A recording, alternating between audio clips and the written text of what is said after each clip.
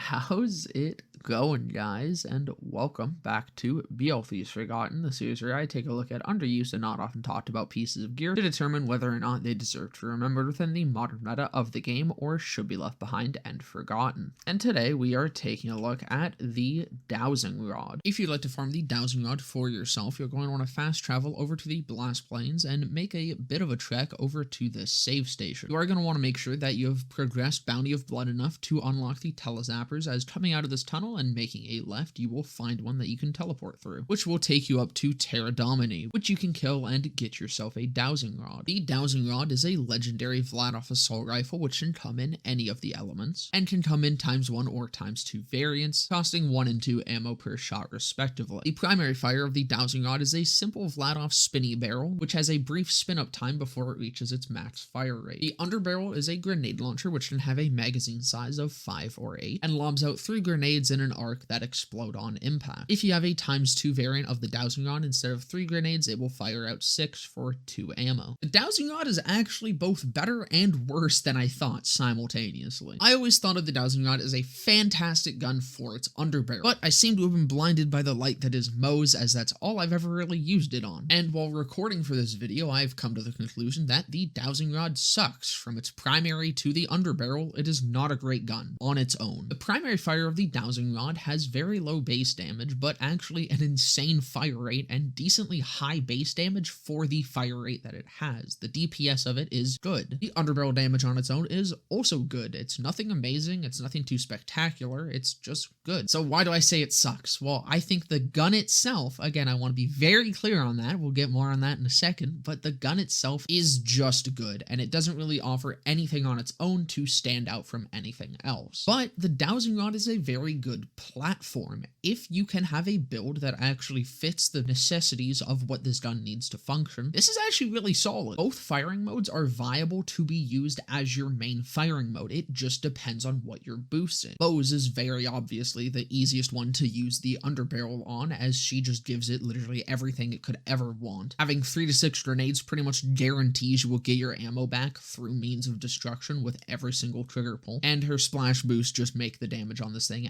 absolutely disgusting. This is probably one of the best guns on Moe's for mobbing. The part I never really thought about though previously was the actual assault rifle part of it. And running this on Zane, I was a little disappointed in the underbarrel, but I learned to actually love the primary fire. Primary fire felt like absolute shit on Moe's, but on Zane, it fucking shredded. Granted, having a little bit of ammo regen definitely may have helped, but it was still functional enough and still killing things in a decent amount of time that I didn't really mind too much. Having that insane fire rate boosted even further by all of the fire rate bonuses that Zane himself can have, it just fucking, it goes burr. I can't say anything else. While it does have that lower base damage, it's completely offset just by the absolute fucking laser beams of lead that you can pump into enemy skulls. Which also similarly, it felt very good on Flak, because while he doesn't boost the fire rate that much, he can boost the damage a hell of a lot, and having that damage boosted with already a base high fire rate makes the gun very strong. Flak also felt like he was the best at making use of both parts of this gun together at the same time. He was the only character where I super felt comfortable just kind of swapping between them at any time, and I could know that I would still kill something. This is most likely due to just Flak being a very stat boost heavy character, and this gun not having many stats of its own, so he helps it out a hell of a lot. While he can definitely still have the option of focusing into one of the firing modes, he is definitely the easiest one to use both with.